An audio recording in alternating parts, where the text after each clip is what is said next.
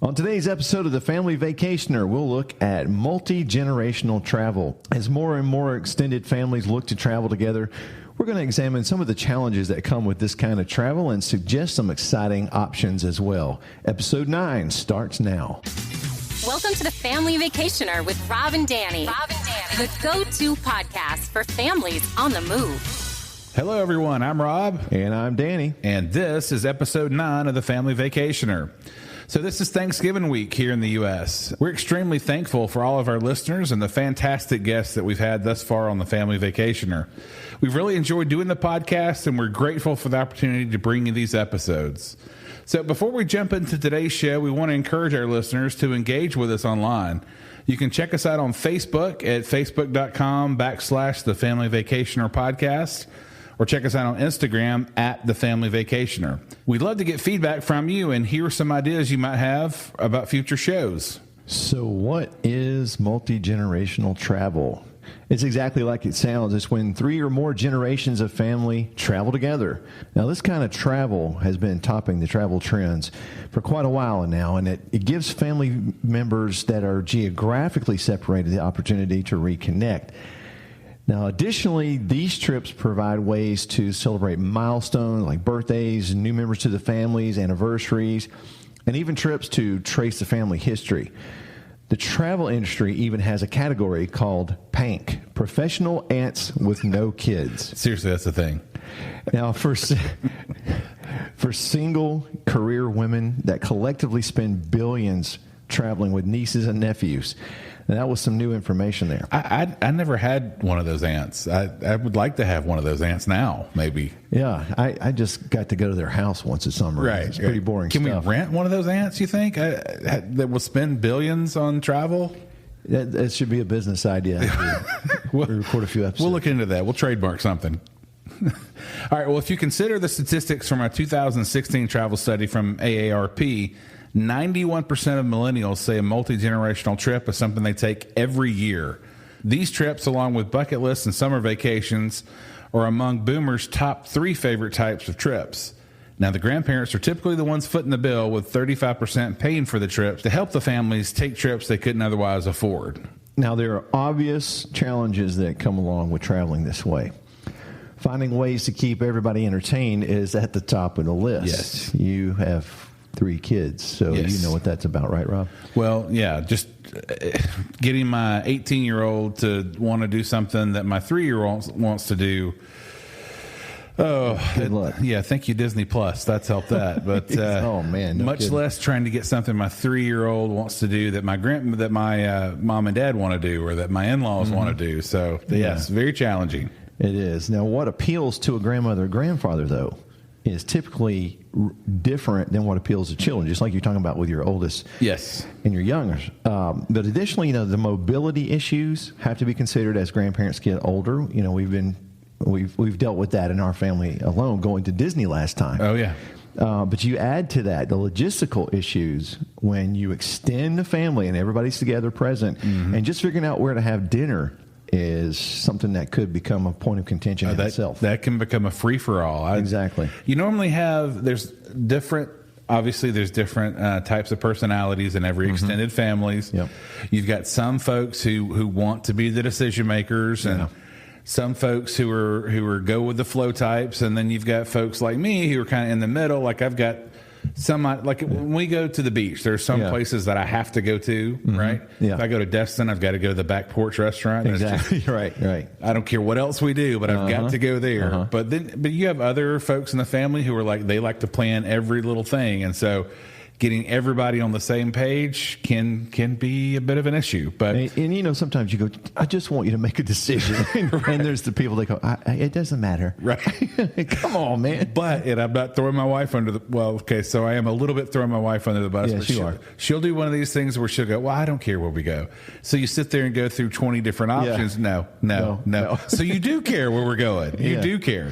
Why don't you just say it? Just tell me where you want to go. But in these instances, it's important to remember the goals of the vacation. not to argue with each other, not a wrestling match in the middle of the beach, but it's creating stronger bonds and making memories. These are trips that really require everyone to pack extra patience and step out of their comfort zones a little bit. I know in years past, we've wound up in Orlando simply from the thought of, well, if the kids are happy, we'll all be happy. I'm not certain that's always the right approach.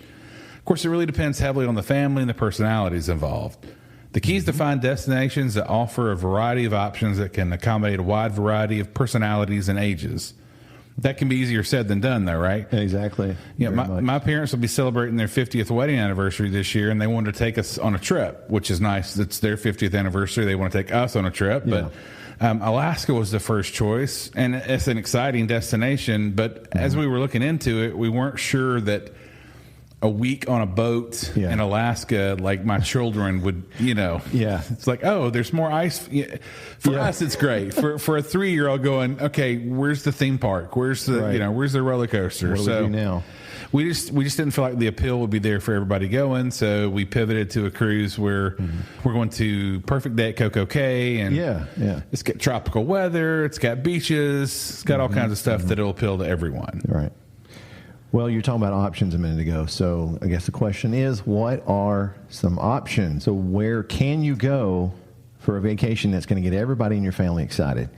In this episode, we're going to look at some options right after this message from our sponsor, the Language Tutor.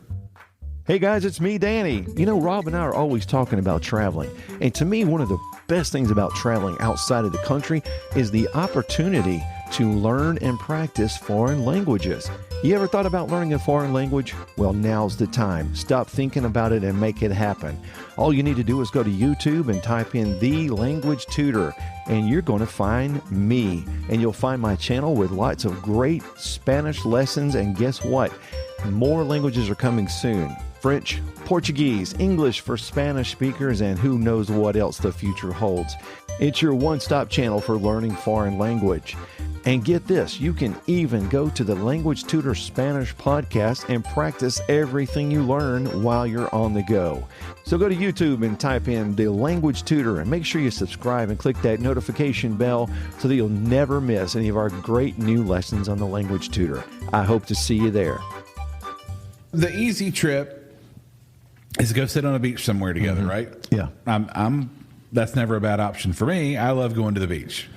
I'd rather be at the beach than just about anywhere, as a matter of fact. Yeah. But that being said, let's look at some other options that might have some value for a multi-generational trip. So making history come alive. This is right up my alley right here. Yep. And I'm going to give some airtime to my inner geek here. I think this is one of the coolest trips a family can take. I mean, if your kids are interested in history or studying American or world history in school, it's the perfect time to take a family trip. Grandparents, parents, and even the children will have a unique perspective. I'll never forget being in New Orleans. We talked about this before we started recording the podcast, but I visited the National D-Day Museum, which is a great museum. I was there behind a family where the grandfather was actually in World War II. Wow. And actually on the beaches of Normandy participated in D-Day. And he's telling his family stories that went along with the exhibits. And like I told you, I kind of leaned over and I said, can I be part of your family for the day? And they're like, come on, walk with us. So I walked all around the museum with them. And got to listen to the grandfather tell stories, from the perspective of actually being there. And that really made that museum come alive. And I just want to interject something here. Things like this, I am a history person. And my daughter Zoe, my youngest, she's just like me. She's me and kid girl form. But she and I can stand somewhere and just look and just sit there and contemplate. Yeah. This is where this happened. Now, good example is when, we went to Hawaii, my whole family, my parents, my kids, all of us went to Hawaii several years ago. And of course we had to go to Pearl Harbor. Right. Now, I was so lucky that I was there the same time an actual survivor was there. That's amazing. And this guy was in the Navy at Pearl Harbor, and I'm standing there just listening to this guy talk. Yeah. Now, I'll tell you something. I've met a lot of celebrities. Yeah. I have met a bunch. But let me tell you, I don't get impressed with them. Talking to this guy, it blew my mind. Yeah. There's not that many of them left, I don't believe. No, they're not. That you really were fortunate to get to hear that. Yeah. But this is the kind of trip that obviously has a lot of value for every family member that's present. Washington, D.C., again, I was telling Dan before we started recording the podcast that I'd like to take my kids as they're studying American history to Washington, D.C. I mean, there's several days worth of museums, if not weeks of museums and exhibits that family members of all ages would enjoy. Again, not throwing my wife under the bus, but her and my daughter are not history people, so it's a little tougher to get them in that direction. But when you're in DC, though, even if history is not your thing, you can't help but be impressed by everything around you. Oh yeah. You hear people talking about how different generations are from one another, but trips like these, I feel like they show the commonality between generations. Yeah. And also there are heritage trips. Now, what a better way to bring different generations of family together than by tracing your roots. Now, this is incredible. If you've never done this kind of thing, you just have to do it. It's an exciting idea because you can start with gathering as much information on the history of your family as possible. You got sites like Ancestry.com. They can give you a lot of information on where your family came from.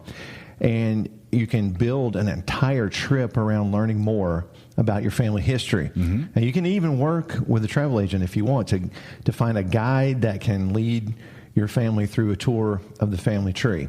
Now, I'm just going to throw in something here. Yeah. Years ago, it was Christmas Day, and my brother and I had been tracing our family history on Ancestry. Right. Now, at that time, we were in the 1500s on my dad's side, and we were in the 1200s on my mom's side. Wow. And, a lot of these people came over from Wales and England, and we're in the area of West Virginia, Morgantown. Well, we've done the tracing, and we found out, we have family buried in Morgantown. Oh, wow. So my brother says, I'd love to go up there one day. And, of course, I had time off. Right. He had time off. My dad's retired, so we go, well, I'm not doing anything. What are you doing? I'm not doing anything. So next morning at 6 o'clock, we hit the road. Yeah. So we got to go up there and walk the graveyard, and there are all the Evanses that, all the way back to the Revolutionary War. Wow. And we even found out there's a Daughter of the American Revolution chapter named after Colonel John C. Evans. Now, so he's a direct great-great-great-great-grandfather of mine. Yeah. And, you ask everybody about their family, and they say, well, my great-great-grandmother was an Indian princess or whatever. They're always Indian princess. But they were never a janitor. Right? Exactly. But we did find out that this guy had fought alongside George Washington, and George Washington spent the night on his farm, and it's amazing. So if you're listening and you've never done that, you need to embark on this adventure. You really do. I was in Salt Lake City for one convention or another, and one of the most in-depth genealogy libraries, I think, on the planet is actually in Salt Lake City. Absolutely. So it would be even cooler, I think, to go there for a little trip. Yeah. Trace your family history there, and then surprise, the rest of your family with a trip wherever your family comes from, like with Wales, you were saying. I think that's similarly on my Jones side. That's where a lot of us originated from. And then we've got Scotland and Ireland on the Scrogg side. So, I think that would be interesting to go there and then, kind of trace the history. Ancestry.com is great. The library, I didn't have a chance to go when I was in Salt Lake, but I've heard people would rave about the ability to go, way far back into your family history. Yeah. Well, another idea is national parks. So the national parks, especially here in the United States, offer so much to see and do. Starfield nights, biking, hiking, lots and lots of family time. So many memories to be made here.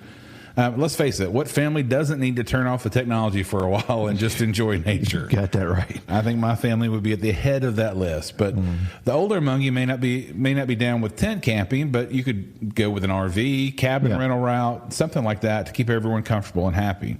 In the U.S. alone, there are amazing experiences waiting to be had, like the Grand Canyon, Zion National Park, that I think we mentioned during the Vegas episode. Yeah. Yosemite, Glacier, Great Smoky Mountains, just to name a few. So if you want to go to nps.gov, that's the National Park System website for more information.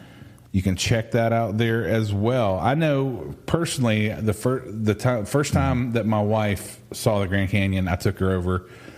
Just seeing her face, like have you been to the Grand Canyon? No, I have not. Amazing. So you take the bus into a certain part there. It's got like a gift shop and whatnot, and then you kind of walk towards a trail. And so I'm talking to my wife, and then all of a sudden we take a step where it just kind of opened up. Yeah. And the look on her face, oh, man. I mean, it was just, it's like nothing you've ever seen. So I highly recommend, an experience like that. I hear great things about Zion National Park. So all that to say, the National Park System, that's a good thing to check out.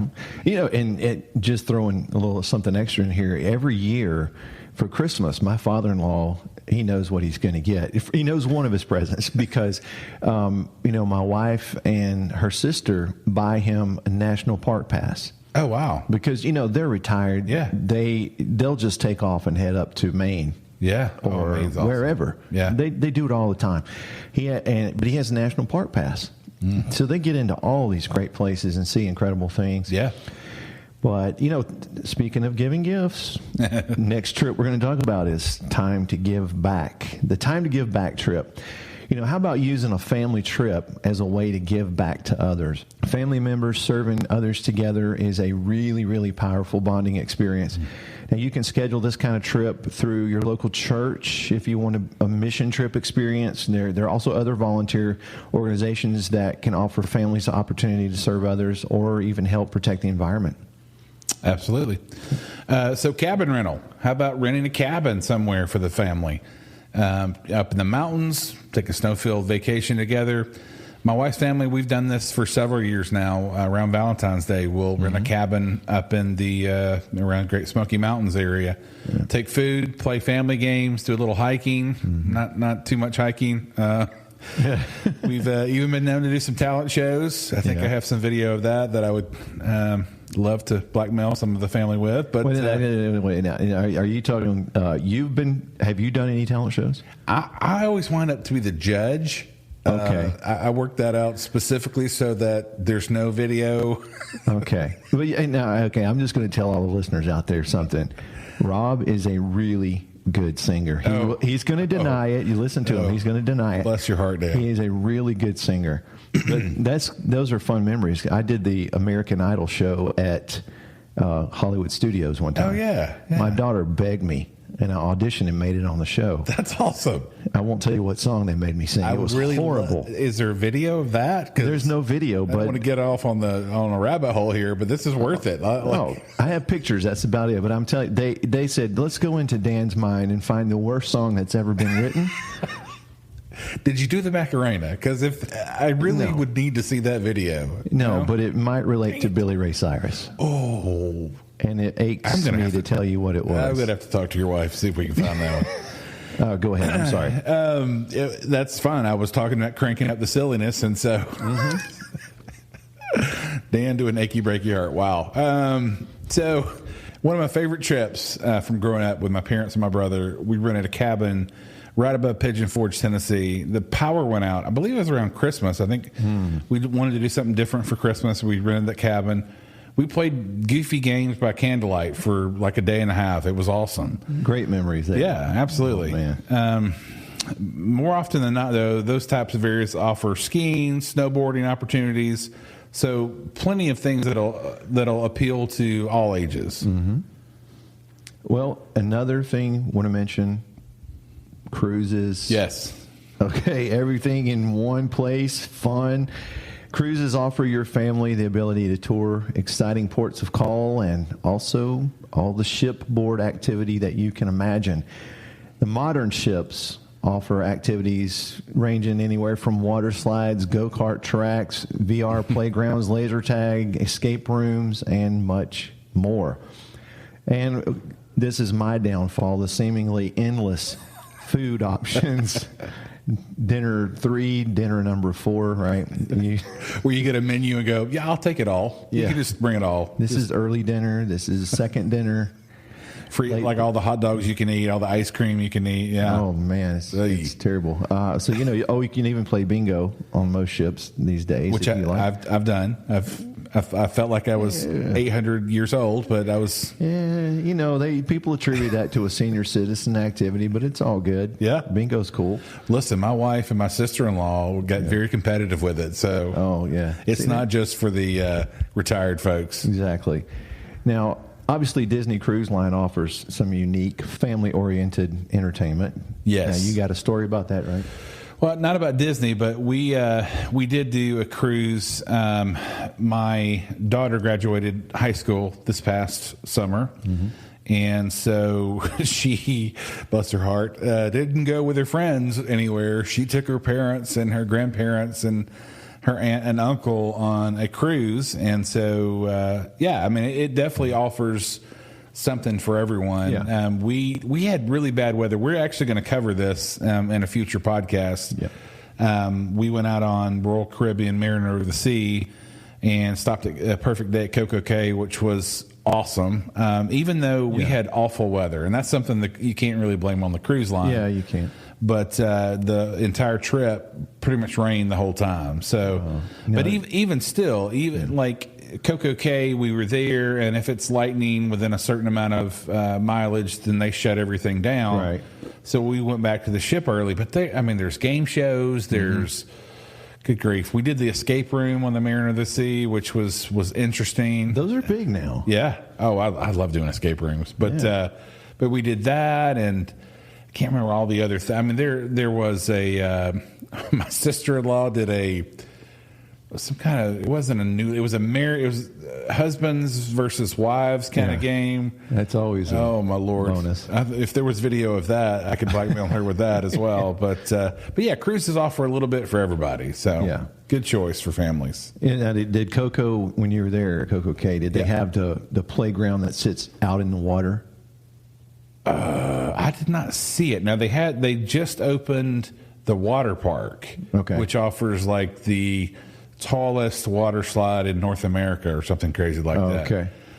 They have like zip lines. You can rent jet skis. You can rent snorkel equipment. Yeah. They've got a pool with a swim up bar. They've got actually the best food that we had on the entire cruise, believe it or not, was at a little hamburger shack on Coco K. Yeah. I wasn't, when you talk about food on cruises, and again, we'll talk about this in a future podcast, but I wasn't really that impressed with the quality of the food. Now, the quantity they overwhelm you with. Yeah, they do. Because you can have, it's when we sat down for the first dinner and they gave us the menu, and I'm like, I didn't really understand how to, what I could order. And the waiter's like, well, you can order everything if you like. Yeah. It's really up to you. Yeah. I'm like, oh, okay. Well, I'll have 2 of those, 1 of those, So anyway, but when it comes to multi-generational, it was definitely something that appealed to my in-laws all the way down to my daughter. So, yeah. Even my sister-in-law were sitting there at dinner. You go to the nice dinner one night. Right. And we were trying to decide between lobster and prime rib. That's a first world problem, but it is a first world. I feel stupid almost saying this right now, but it was a tough night. Lobster, why didn't you just go with both? I mean, we did. Mitzi, she says, let's just get both. And I said, all right, okay, sold. We want both, man. Awesome. Well, that's the show for this week. We want to wish everyone listening a safe and happy Thanksgiving. Hope you spend some quality time with your families. And if you're looking for some assistance planning that multi-generational vacation, send me an email at rob@thefamilyvacationer.live. I would love to help you out with that. The multi-generational trips are really one of my favorite family vacations to plan. So by all means, if that's on the horizon for you, shoot me an email. Let's get you planning that vacation. Also, visit us on Facebook at the Family Vacationer Podcast and tell us about your multi-generational trip with your family. I'd love to hear some stories from some of our listeners. And check back with us in 2 weeks as we talk to Danny about his recent trip to New York City with his daughter Zoe. Till next time. Thank you for listening to the Family Vacationer. Make sure and subscribe to hear more of Rob and Danny.